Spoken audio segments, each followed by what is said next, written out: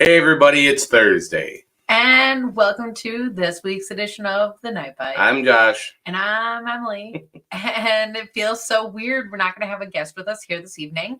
And in part because we are going to spend some time doing a little bit of a review about show and expo season and Wisconsin Ice Fishing Expo, because that was way more epic than I could have imagined. Yeah. And we're going to start talking a little bit about ice fishing. So if you have thoughts about any of those things, if you went to an expo, let us know which one and what you thought about it. Or if you have ice and you've been doing that instead, let us know how that's going as well. Yeah, and remember, if you're watching us on YouTube, give us a like and subscribe. Then you get notifications every time we have an episode. And if you're visiting us from Facebook land, thanks for joining us. And one of the things that we usually do is start out with kind of a fishing report. And we spent this most recent weekend. Yeah, that cat one wanted that. We spent this most recent weekend at the expo, and so we are going to talk about that. But since then, we did go out and we have been trying to check some ice. So, man, it feels like it gets dark so early, right after work. We don't get off all that late, right? But man, as soon as we get out there, it's dark. So we've been using kind of our headlights and headlamps and all those things to navigate our way, because the first thing about safety is, I guess, seeing where you're going. So it's a little bit easier to take risks or chance it or whatever when you already know the ice that's out there. So we've been working at, I don't know, being safe. And we'll get into all of that, I guess, later if we get there, because we're talking about certainly the expos. But we have enough ice that we're hoping we are going to go ice fishing this weekend. We have some weather coming up. Today was like 50 degrees around here, so that was crazy. Tomorrow's supposed to be warm and maybe some rain, so we'll see how that's going to go. Yeah, we'll see how it goes. It looks like the majority of the precip is going to go north, so apologize to you folks up north, but it looks like we're going to get just a little bit of it, but hopefully it's not too bad. All we can do, time will tell. Yeah. All we can do is wait and see. That's all. But today's warm up. I mean, I guess we can say this. We went out looking at ice yesterday, drilled some holes, found actually some really shockingly good conditions, to be honest. But we thought that today with the warm up, it was going to be really wet and sloshy, and like, who knows what it'll do to conditions. And honestly, it didn't change things all that much. So that was really good to see. And it's got me a little bit hopeful for tomorrow. So hopefully I'm not too hopeful, but I'm dying to get out on some ice. Yeah, we took that 4-inch Scout out and drilled out a dozen holes in a couple lakes. Yeah. Around here, it's looking pretty good, actually, a lot better than I thought. But that's just because the last 2 weekends have been a blur. It was St. Paul and then Oshkosh, and it was busy, to say the least. It was busy. I mean, I guess that's what sums up like the entirety of not just like our weekends, but the expos. Both expos are really busy. St. Paul was pretty crazy. You know, I think that especially around the COVID years, nobody likes to really refer back to those, but the expos got pretty light, and you know, for a lot of reasons. And so it was cool. But St. Paul, we saw a lot of people really starting to come back. And for the Wisconsin Ice Fishing Expo, boy, was there. Everyone is excited about ice fishing. That's all that I can say. Yeah, I mean, for those of you that kind of were in the area, you already know. But for those of you that weren't, we backed traffic up all the way to the interstate, not entirely on purpose. Not at all on purpose. Well, we didn't anticipate, right? The biggest thing that happened to us was underestimating the amount of love and support that Wisconsin has for ice fishing. Okay, so you were talking about the line, so let's address the elephant in the room, because this always comes up, right? And the funny thing about the Expo Center is that they have kind of a nice little way that you can kind of snake in, and they were going to do ticket sales and all of that. And when people overwhelm that, they changed so that there was even a longer kind of like snake in path. From there, it was longer from the road, and so you know, we hoped that for the next few days it wouldn't back up quite so far, right? Because we had given the line extra line space, right? We don't want anybody to be stuck in a line, right? But we want it to be safe and as quick as possible. So it didn't help all that much. And so the good and the bad news is that, they tried everything that they could to accommodate this space. And honestly, just the excitement of Wisconsin has been awesome. And so I can't sit here and tell you that the event venue is going to change. What I can tell you, something is going to change, right? Not to spoil anything and get there too quick, but I did see a post that they released dates for next year. So I Yep. know it's happening. I know it's happening. And I would say, keep on your toes. You never know. You never know what other changes will be, but I know something is going to change. Right? We have to wait for official words, so we all hope. We all hope. Yeah. Who knows? Brent, we have not heard the official numbers yet. We should be hearing pretty soon. That was one of the issues we had, right? So we anticipated a fair turnout, right? But we didn't anticipate the amount of turnout. And one of the other things we didn't anticipate is the amount of people paying with cash. And we had a little bit of that set up, but we weren't set up for the like the enormity of that situation, right? And when that line, when the reroute still was long, then we were like, people were like parking in other parking lots and walking into the venue, which was awesome, by the way. That's like super I would have cool. too, to be But like, honest. right, that's exactly something we would have done. But so then we were selling tickets with cash and no way to like really count Well, they tickets did. They because have all of that. so like really worked right out, so it was all the numbers we were planning on doing one way. Now they're doing it a different way. They're figuring out it's just taking a little bit longer. Okay, here's one of my other things is I love to hear everybody's speculation on where it's going to be because everybody has said like, oh, it could be here, it could be there, or like I've heard it through the grapevine that it's going to be here or there. And so that's really funny. And the nice thing about actually hearing from the people getting this kind of unofficial poll, because I guess nobody really asked for this, but I guess keep throwing them in now. But the thing is, there is so many other event venues that are local that might be able to host an event of this magnitude. So it's definitely going to happen again. Just what that looks like is going to be an evolution process. And the nice thing is, people, great reviews from this year. And thank you, because we love that. But how we honestly view this is like building year. Like, honestly, there's so many awesome things that happen this year, and we will talk about some of those things.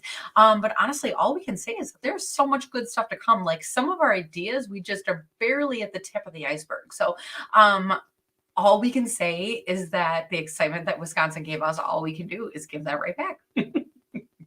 Well, and some of the best part about the way that these guys run this show is that they engage with you all year long. They field your messages, they field your comments on their posts. They try to keep the information going all year long, right? The page, if you're not part of the Facebook page or you haven't liked the Facebook page, they post funny stuff on there all year. And Emily and I will post tips on there every once in a while. They do all kinds of stuff over there. So it's a great place to stay apprised to the information so that like immediately, because they put it on there right away. But just having your guys' feedback throughout the year, like you guys keeping engaged with the page really helps them know like what things to hit. And one of those things was like food. Like people are always like, oh, the food is expensive and there isn't enough like varieties and this and that. And that was something that when they took that 2-year planning process, they implemented some ideas like that. And that's how we got those food trucks. And let me tell you what, I, for one, thought it went over awesome. If you didn't have a euro, you missed out.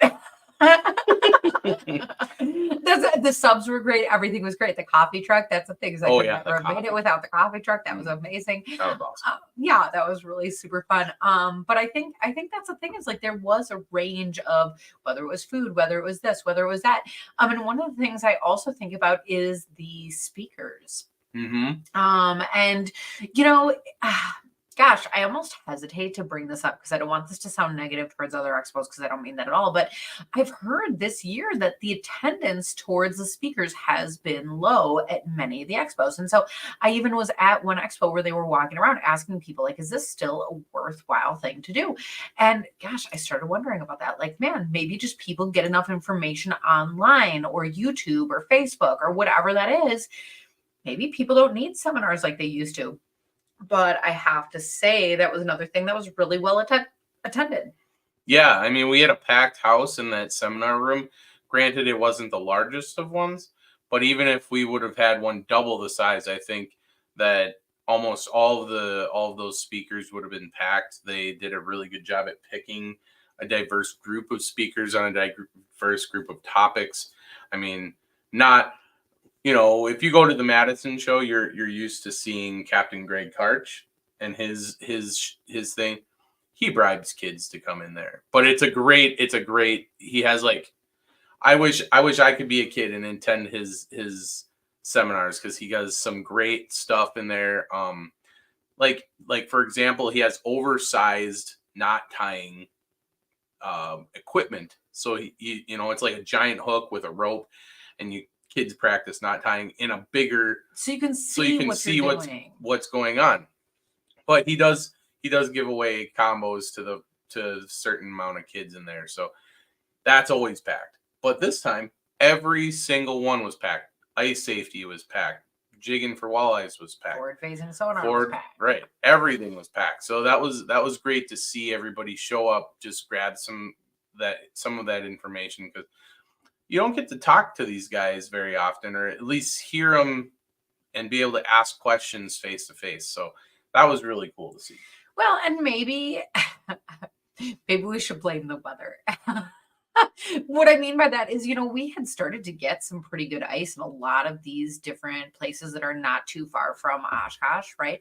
And so there were people who have been on ice. So number one, it gave anglers the chance to open up their tackle boxes and see what they're missing, right? Oh, you wouldn't believe that I still need this, right? But the other thing that's really funny is that I think at a certain point we got some crazy conditions, and some of the ice went to crap. Like especially farther down south, like it got really warm. And so people that had already been fishing might not have been fishing anymore, right? And so everyone got the itch. Everyone, is hearing online and that people have been out there already, and then now we can't. And so it was really a great way to spend that weekend, still being involved in ice fishing, but not really actually ice fishing. I was just lucky. We did not plan that. I'm so sorry. I would have made it cold. Well, and I think even then, even if it was cold, or if it was during like some of the deer season, or any of those obstacles that you look at, I think ice anglers can take like 3 or 4 hours out of their day, whatever they're doing, and come down to these shows like this, because it is. I don't know about you guys, right? But for me, I'm tactile, right? And I feel like that's a lot of us in the ice angling community, is like we like to put our hands on stuff. We like to like actually bend the rods, and we like to like look at the jigs in our hands versus like picking them off a computer screen. There's just something about saying that because that's me. I hate picking jigs off. No, I'm saying that about me too. Like there's just something about having a big table of jigs or plastics, and being able to compare them side by side and not having to click back and forth on a page, which if you already have some of them, that's easy. But if you don't, if you're picking out new stuff, and that's what these shows are about, right? Getting these smaller vendors that you don't normally get to see, and getting your hands on it, I think that's why these shows are successful. And sticking to these guys stuck to those roots. They brought you some stuff that you don't normally see, and just brought a fun atmosphere. I think that's why I think this is going to be successful going forward. Okay, so I'm going to challenge people at home a little bit. If you were at the expo, let us know what your favorite booth was. Yeah. Actually, here's why it's a challenge, because I'm asking two different questions. Not only what your favorite booth was, but if you did or didn't go, check out the lineup, but tag us, let us know who did not go that should be there next year. Yeah. Right? We're interested in that as well. Yeah, so what booths didn't you see that you'd like to see next year? Yeah. So, I mean, like there's a whole year to reach out to these people and Mhm. like if the venue is moved, if there's more space, right? Maybe those could be offered to those people. If not, then those vendors that came this first year, hopefully they would want their booths back, right? And Mhm. recreate some of the love that was around this year. Um, but I have to also put you on the spot. Yeah. What were some of your favorite booths this year? Oh gosh. Well, besides the fact that almost all of those vendors are our friends and I love all of them equally, I think one of my favorite booths was one of the new ones to me, and it was Ryan Ebert's. Oh, I really liked Ryan Ebert art booth. He had a bunch of really unique designs for clothes that he had come up with. You know, the clothes weren't like anything extravagant. He just had some really cool designs that he had come up with that are original. He like does a bunch of carving, decoys and decoy sticks, and just a fun booth. He had some fun guys in there with him helping him out. Um I'm just as much as I really like having all of the stuff there to buy and like things that I'm going to use. oh, that's so cool, Ryan's on. Hey, I Ryan. really like booths like Ryan just because um it breaks up everything, right? You can shop some and then you can really go over there and take in like the passion and and just the ambiance of fishing. And Emily and I, our house is a lot like that, right? Like we're surrounded by fishing no matter where you go in the house. And that's kind of what I like about booths like Ryan's. Those art booths I think are important to these shows. You may or may not pick something up there. Emily and I picked up a few things, but I just think that it's cool to showcase that kind of stuff and be able to not only take your tackle box things or your rods or whatever, but also bring stuff that reminds you of that throughout the year. How about you? Follow that up. Okay. Um, I have a few thoughts, and I guess my best answer to this question is kind of too vague to be maybe a real answer. But my favorite boots are the people that you otherwise only see online.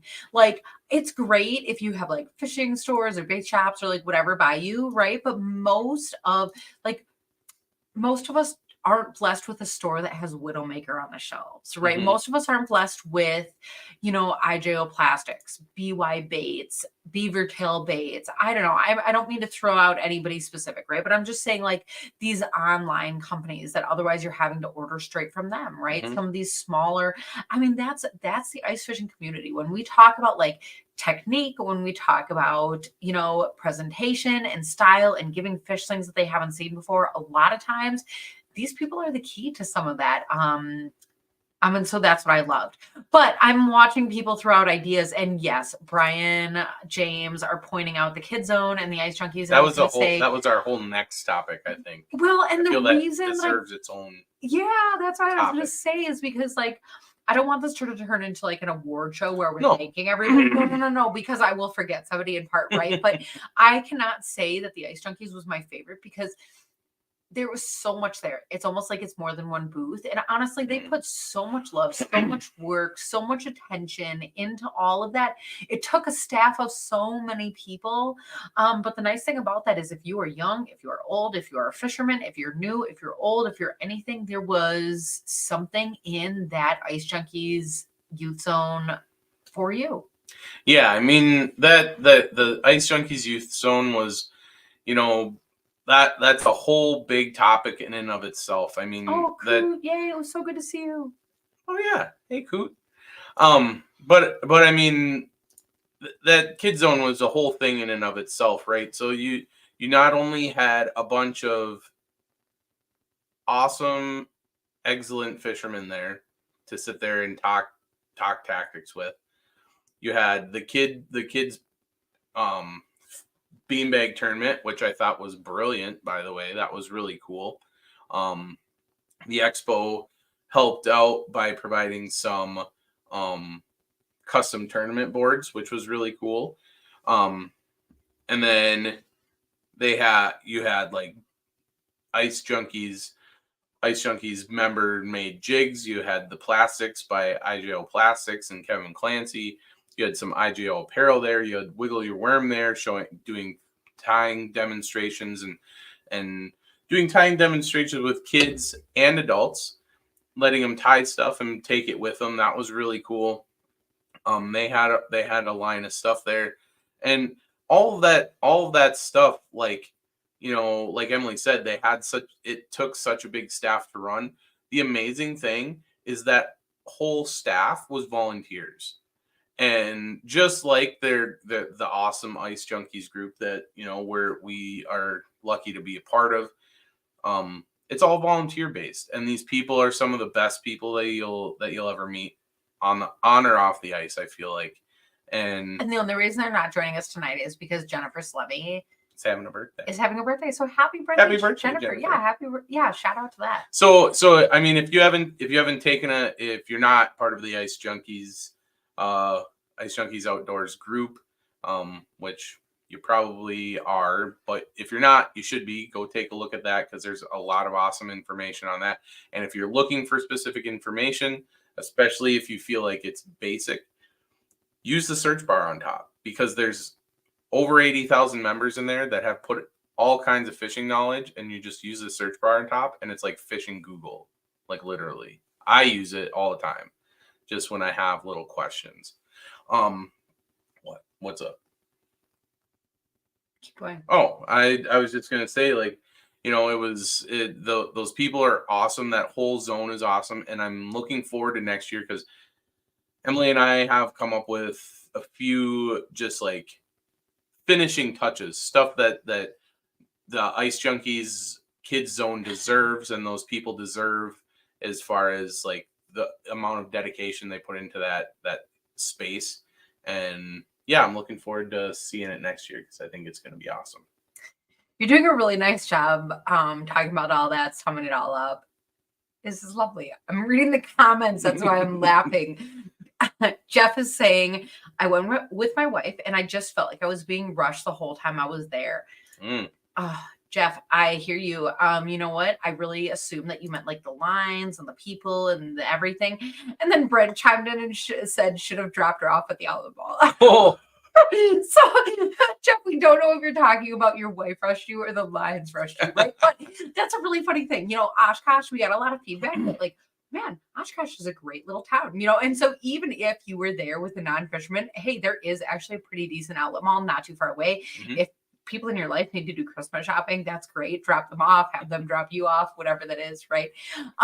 But that is kind of funny. I guess I was going to say, when I initially read Jeff's comments about feeling rushed, whether it's his wife or not, or your kids or not, here is kind of, I hate this word, but like an expo hack. Right? This is here's why I'm saying this, because I will agree with you. When you are at an expo, sometimes the lines are like really hard to deal with, and it's exhausting just like navigating through fields of people. But I will tell you that one of the things that you can do to make this easier on everybody, come at like an off time. An off time is not opening. An off time is also usually not lunch, right? So I understand that's when like families are out, or like couples are like doing brunch and then the expo, and like that's exact. But everybody is thinking the way that you are. So Friday evening, Saturday before things close, Sunday evening, Sunday, but not the last hour, because honestly, people are antsy and nobody should be cleaning up early. But don't come the last hour. Don't start the expo. Don't start any expo in the last hour, right? But you can come Sunday midday. That's perfect. Yeah. Saturday evening, perfect, right? And so I'm not going to sit here and tell you that any part of the day was like dead, right? But if you have like a stroller and you're looking to like navigate the aisles, or you're going to go and like buy an auger or a shack or something big that you're going to lug down an aisle, like, come during one of those off times, because honestly, it does make a difference. Yeah. And I mean, I feel like, me personally, I always enjoyed going Sunday afternoon, evening. That, I've been, I think this was the 30th year of the St. Paul Ice Expo. I'm 37, going on 38, I think. And I've only missed one. And and then plus the amount of expos that Emily and I have done over the past, 6 years or 7 years, we we've really found out that last half of Sunday is a really great time to just be able to sit and talk with vendors. Um, this this last show, this Oshkosh show, would be a really bad example because if you did show up in the last few hours, there wasn't even much to sell you. So like the vendors felt really bad, but they were like Shipping happy, things. but they were like shipping things, but they were like it was hard for them to like sell stuff because they didn't have any. And that won't always be the case. It most definitely is almost never the case, but this time it was. But yeah, I really like that last half of Sunday. It's usually pretty chill. And the vendor, it's great to sit and chat with the vendors because they don't get to. Here's the thing about being a vendor, and I'm sure a lot of you have experience being in some type of trade show or like a craft show or something, and people come up and go, "Oh, what's this? Oh, what's this? Oh, what's this?" And then you have to say the same thing over and over and Because it's over new and to over. them. It's new to the customer, right? And you have to But by get the- just as exciting the Right. first and the 10th and the Which is 300th time. which they do amazing at, Yeah. but it's just really hard. And by Sunday, you're just like you Tongue-tied. can't talk correctly or you're just like sick of like explaining stuff. But if you go there and you're just like chatting, like a lot of them are all awesome fishermen in their own right, for one. And for two, they are just excited to talk about something other than the same show spiel that they've been. So like walk up to a vendor and be like, "Hey, how's fishing been What's over your by favorite you?" color? Yeah. Like, whoa. Yeah.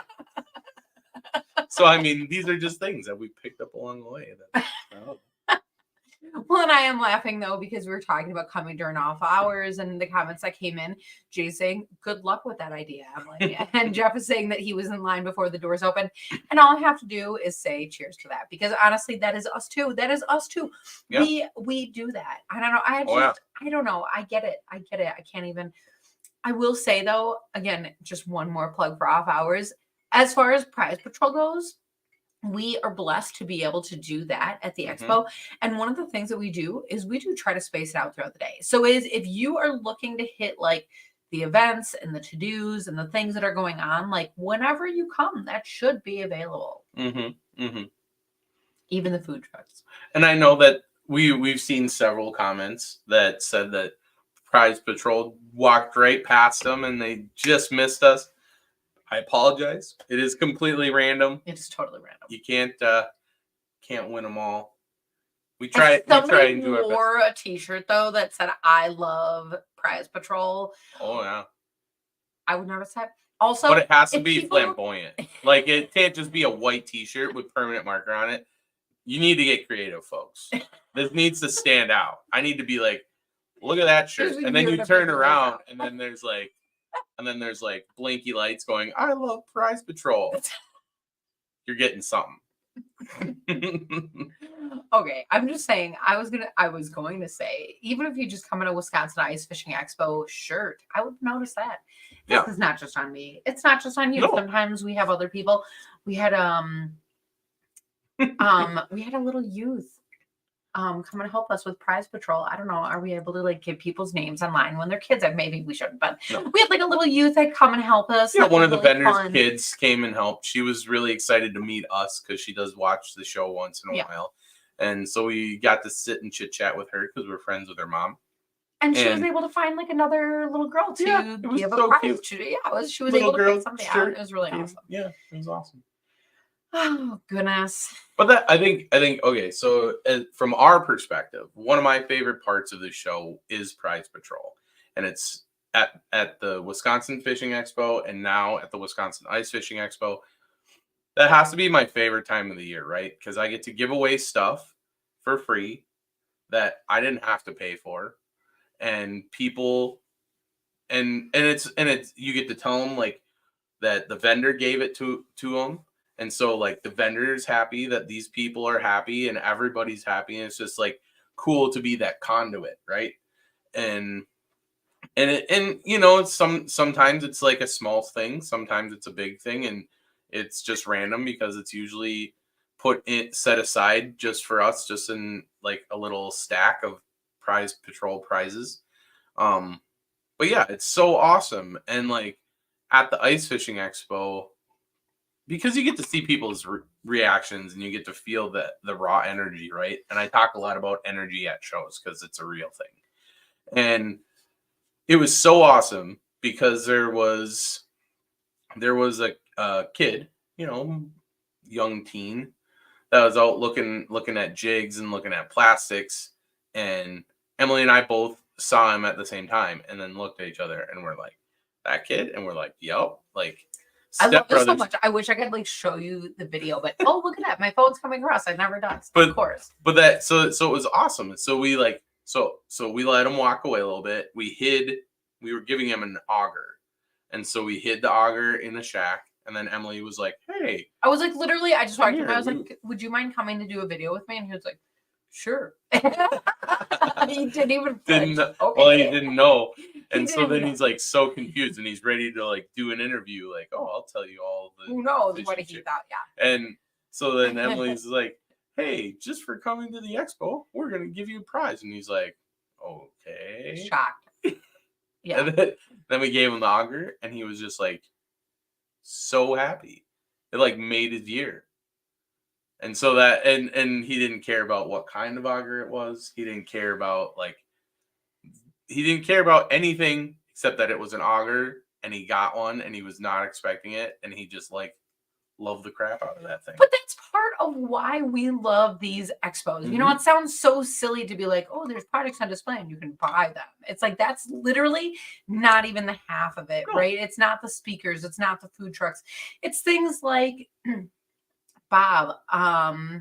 What is his last name? Bob Allen. Bob Allen. Thank you so much for knowing this. Hey, Matt. I jokingly, or on accident, it was actually totally, it wasn't a joke. It was on accident. I called him Bob Ross.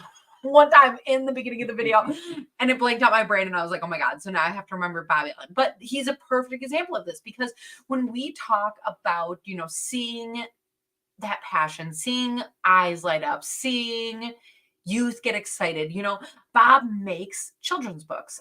He has a fabulous Walter the artist. Wily Walleye. Yeah, he has a fabulous artist that does all of the illustrations and he writes these super adorable books. And the nice thing is that they are packed with just enough like legitimate information that it's not just like stupid stories about fish, right?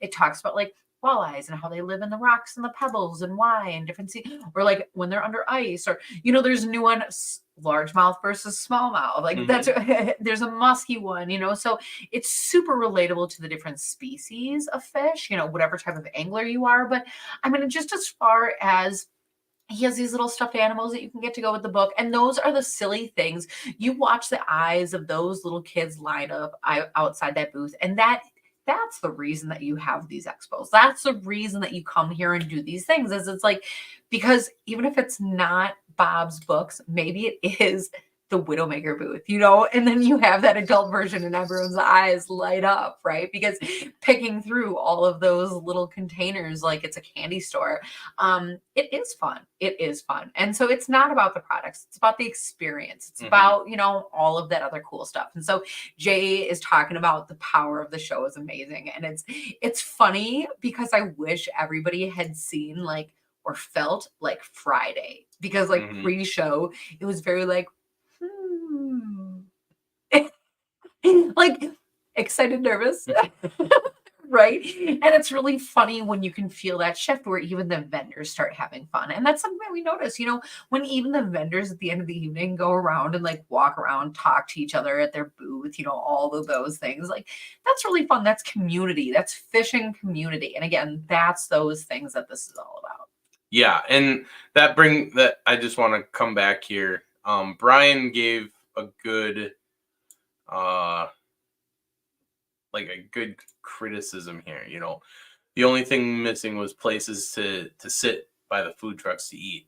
And the only reason I bring that up is because we're talking about the power of the show and how it's like the experience. And there was only 3 tables at this whole show, and that everybody shared these tables, and it was like honestly like everybody like filtered in and out pretty quick. I never saw like the tables people share so much, right, and the tables be so clean. Well, when any other time of the year, can you sit down in such a big crowd and every person that you would sit at one of those 3 tables with, complete stranger, you know that they like fishing. Like, you can just ask a question about fishing. "Hey, what did you get? Hey, what do you fish for? Hey, how's this ice?" And it's a complete stranger, and all of a sudden you're best friends. And that's, like, so cool because everybody has that in common, and all of that energy and all that, like, love for the sport is floating around in there, and the more that gets sparked off, the more it's like fireworks. It's like one goes off, but then the spark floats over and sets another one off, and then it just goes pew, pew, pew, pew, pew.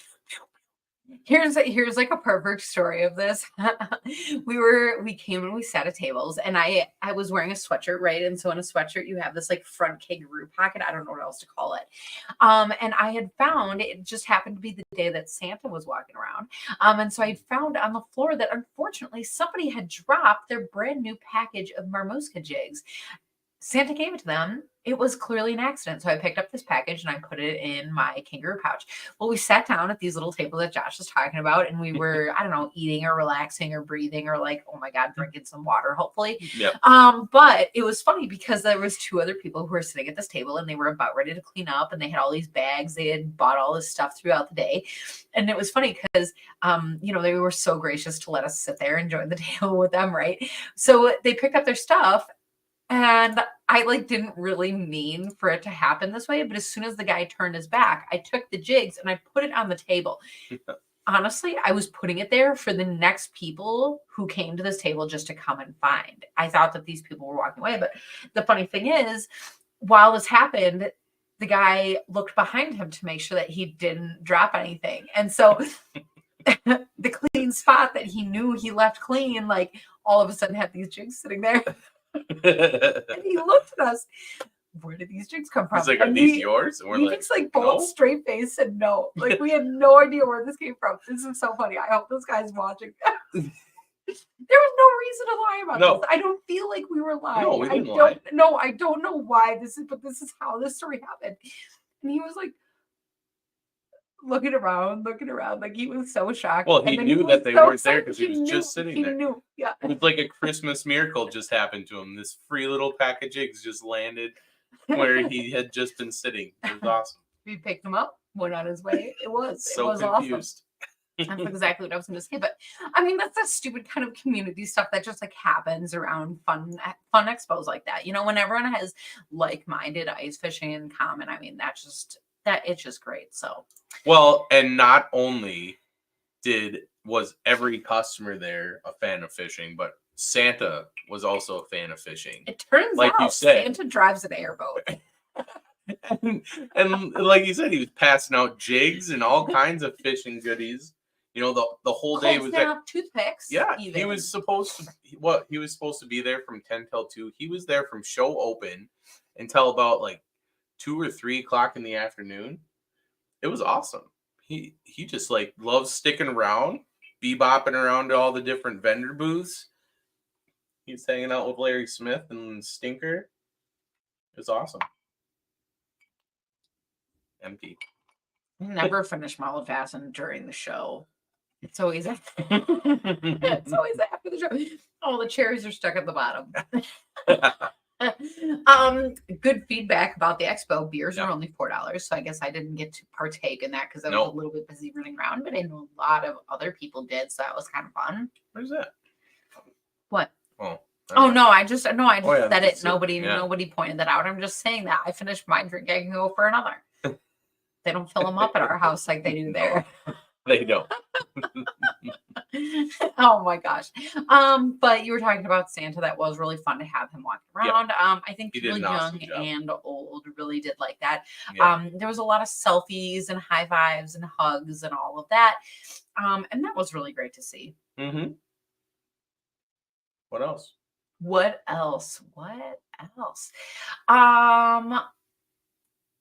What else? One of the things that I'm thinking of is if you came to the expo, no doubt you saw the people who were outside and helping, taking tickets, helping with parking, all of these Oh different yeah. things.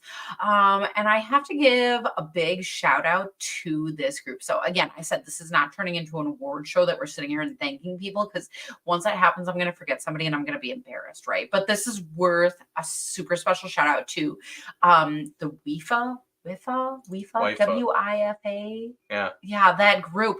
The high school, Wisconsin Interscholastic Fishing Hey, Tobin. Association is, I think, what that acronym stands for. Mm-hmm. And I can't even say that it was one school, it was a whole bunch of schools from Wisconsin.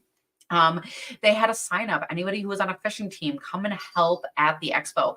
And I imagine that these youth had all of these amazing dreams of like, come and I don't know what they thought they were going to be doing, but I have to say it was not the most glamorous jobs at the expo. Right. It was things like helping with parking in the cold, or like, God forbid, making sure that garbages are emptied, I mean, or like helping with tickets at the door, things that are hard work that take time, or like, speaking up to people when you have high schoolers and their job is to man the door, greet people that come in and give them information.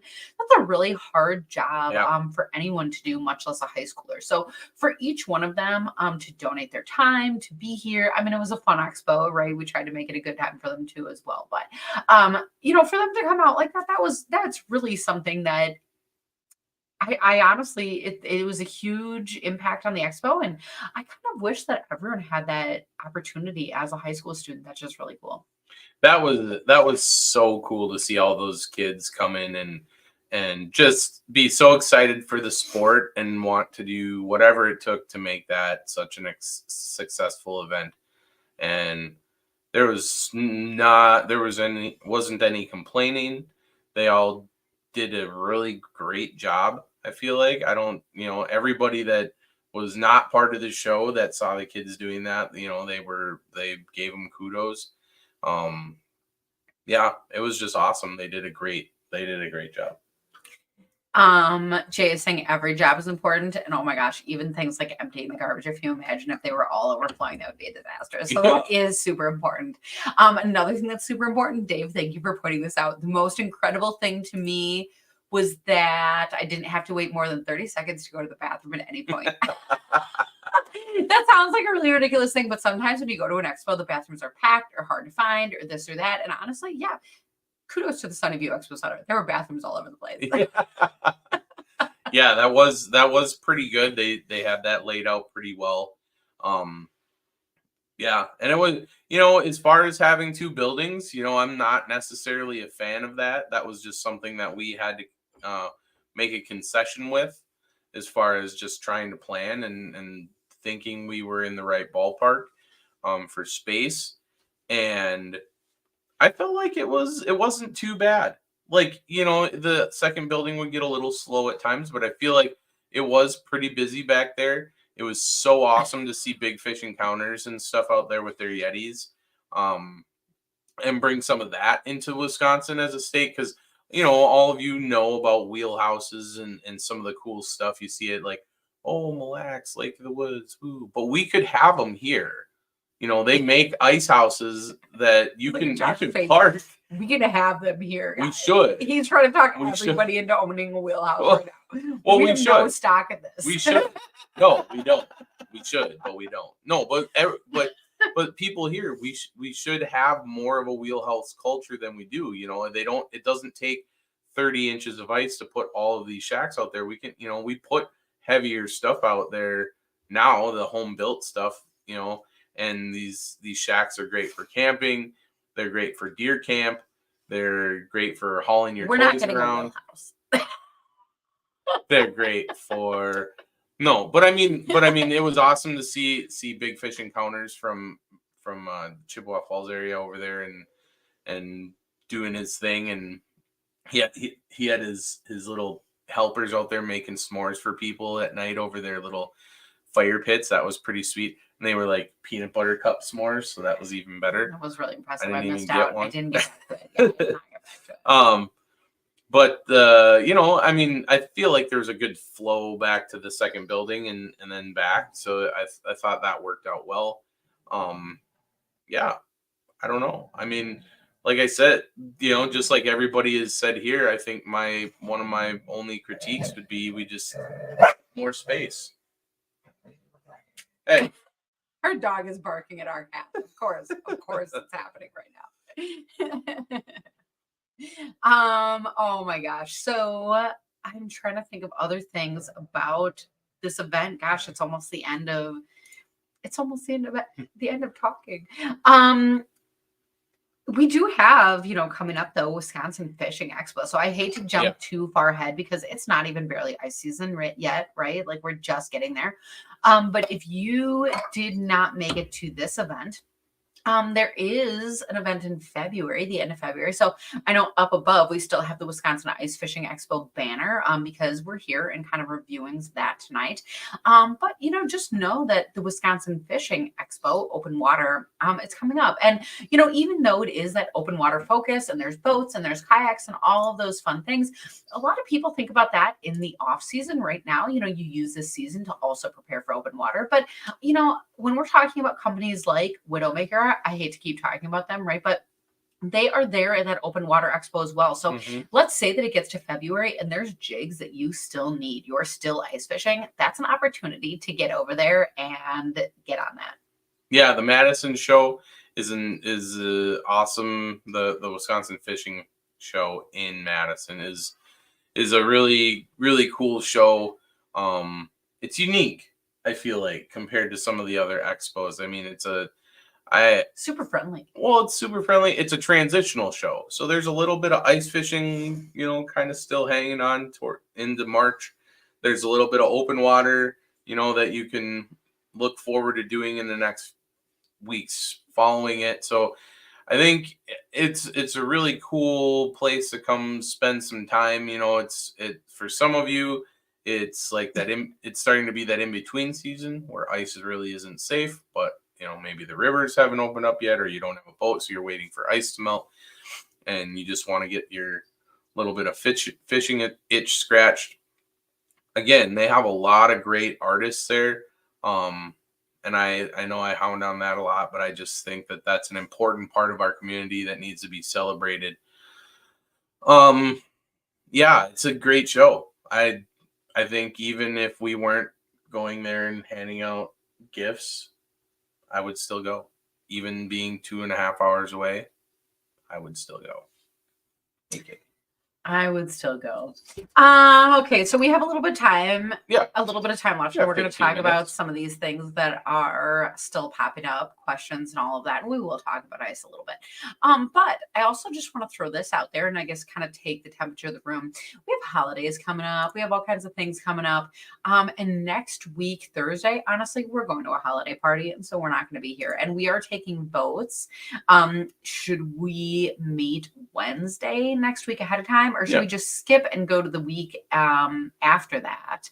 And I'll be honest, I don't have a guest lined up yet. So we have 100% flexibility at this point of what's going to happen. So let us know your thoughts.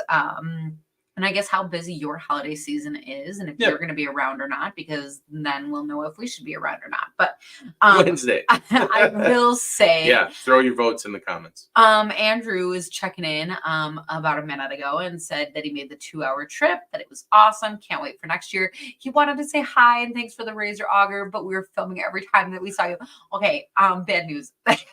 Story of our life. But because honestly, not to keep going back to prize patrol, but there were so many awesome things to be given out to people. And so honestly, like usually our videos, I mean, you've seen them between 2 and 4 minutes. If you have 2 minutes, stop and give us a high five because we love to do selfies, we love to do high fives, we love to just say hi or whatever. And we so sit and chat forever. And then you. Emily's like, Josh, stop talking. We gotta go do something. Yeah. Yeah.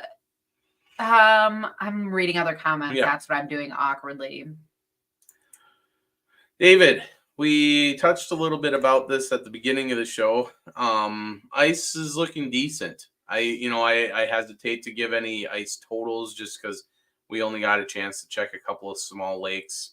But it's looking pretty decent. I think fishable at least. I don't like going out on anything that's less than 4. So I can tell you that what we found last night in some of our, close fishing spots wasn't less than 4. So, but that's not, we didn't drill out a whole lake. So, it's definitely the season for the spud bar. Uh, Keeping track of, you know, your ice depths, making sure you know where you're at and relative to the shoreline and whatnot. But yeah, I think we'll be fishing this weekend. James is asking for keys. Is that early ice keys, or are we still talking Expo keys? Yeah, what Expo kind of keys were keys? turned in. We're done with that. We're done with that venue. No, I'm kidding. But I think, you were talking about moving on to ice and safety, and that is, I mean, I hate to beat a dead horse, but that is the most important thing, because the Yeah. goal ultimately is to get to get back out every single time, right? And so the thing is also, lakes are inconsistent right now. So let's say that you go out and you find a lake that is only like 2-3 inches of ice, right? Like that might still be possible, but you might go to another body of water and it might be thicker than that. James Sullivan, I find my keys. Oh, there we go. Yeah, that's a long story. Glad you found your keys, James. Oh my gosh. I mean, as far as other early season keys, this is kind of a stupid one, but this is true. Sometimes I target fish just by what is frozen, right? Like if you are starting to walk out and you're noticing that ice is starting to get thin, right? It's not worth pushing it. And so sometimes I spend the end of my open water season noticing on my graph where those deep holes are that are close to shore. Especially things that are close to the launch. I have one fishing spot that's honestly just a little bit north of our house, not very far, right? And the funny thing is, everybody that goes to this lake, and it's not that big, so I know why they feel like this, but everybody seems to feel like they have to walk clear across this lake, straight across, straight across, straight across, whatever direction they go. And everybody piles up all on the farthest shorelines. I'm not saying that's bad, because to some extent it might be some productive spots here and there, right? I think sometimes people just take a chance and set up. But I think I have found a few deep holes that are honestly really close to the landing. And it's those moments, those spots where everybody is just walking right over it. And so sometimes it's funny, people go out in winter and they're like, oh, I can't find those summer fish. I can't find those productive patterns. And it's like, are you trying the same spots every time? Are you trying these new little areas? And so I think that's one of the things that honestly, early season, I might try a little bit of. Yeah. I mean, we basically open water fishing in the boat is just ice scouting all summer. That's all we do it for. That and to get a fish in the boat every once in a while. Okay, David is making a funny comment. That's when you sit in the shack hiding that you're catching anything as people just walk by. Okay. I will be super honest. I was always that person. I was always that person in the past that's like, fish swim around. They're not like just under me, or I don't know. Like I just didn't feel like people could mess up my pattern or whatever that much. But this lake I was just talking about, Josh and I don't often fish separate, right? But he was on a different event.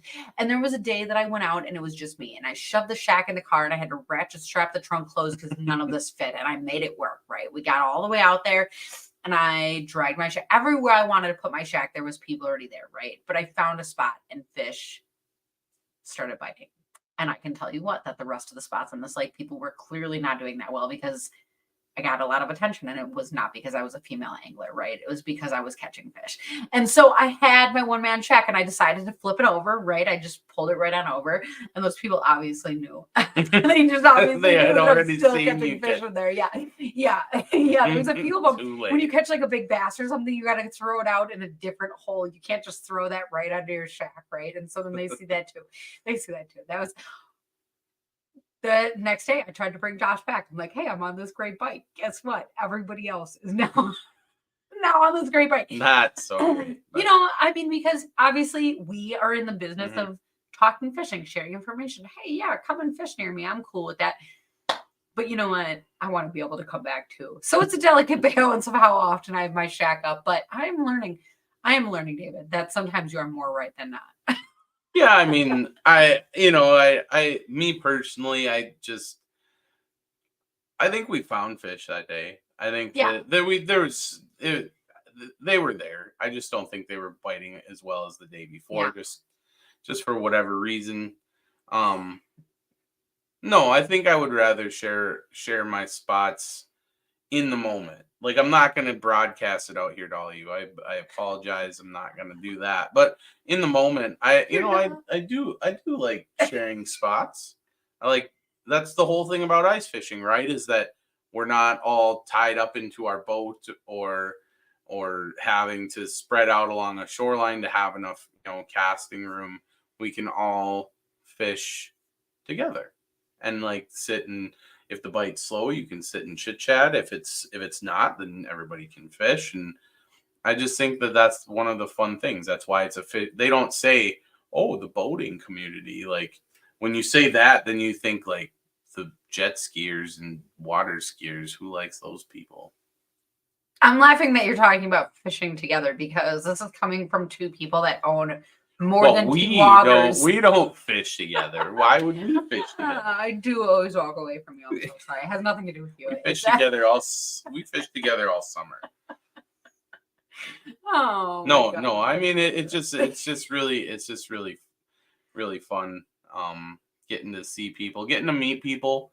I feel like a lot of times in ice fishing, if are you walk up and you're nice, and you don't just start drilling holes, but you go and you ask permission. It's not necessary, but it's always welcome.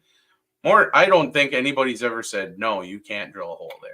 I think the closest thing has been, well, it's a free country. Oh, you're right. Yeah, probably. And then, but you still end up chit chatting. You broke the pun intended, broke the ice at least. So at least you have a open line of communication there, and then nobody gets salty. Um, so I don't know. That's why I like it. It's awesome. I think we're meeting one of our fishing friends that we met last year this weekend maybe. Bump into them in the same spot. Mm-hmm. Who knew? Who knew? Oh goodness. So we are kind of nearing the end of our planned hour here. Mm-hmm. So I know that we can talk about this forever, to be honest, is it's ice fishing. So I know we can all talk about this forever. But what I will say is that we have a whole ice season to come. We have a whole bunch of time to be talking about this. But, if there are specific things that you want to talk about this ice season, whether it's techniques, whether it's with people, whether it's about products, whether it's whatever, drop that in the comment section as well, because then we will make sure that we have shows that talk about those different things, because obviously, we're here to share experiences and talk about this. We would be just doing this for fun anyways if you weren't here. But if you're going to be here too, then we'd love to talk about things that you want to talk about as well. So Yeah, and I mean, I think we did a little bit of experimenting with our shows over the fall. Emily did some plastic pouring. If you guys like some of that kind of stuff, making jigs or plastic pouring, or I don't know if you want to watch us build a rod, but we can do that too. Just chit chat about that stuff. If that's something you're interested in, let us know. If you ever have, like Emily said, put it in the comments, or just, shoot us a message. If you have somebody in mind that you'd like us to chit chat with, or you have a topic that you'd like us to hit on, I'm sure we could probably come up with something. Oh, I'm sure. Yeah.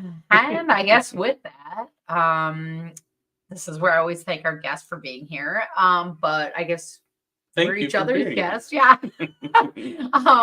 But to the people at home, thank you guys as well, because that is always a huge part of the fun is, talking about your questions and comments and all those different things along the way. And if you think of things that you want us to talk about, like we were just saying, put that in the comments. Otherwise, I guess looking forward to seeing you on next week's edition of the Night Bite. But it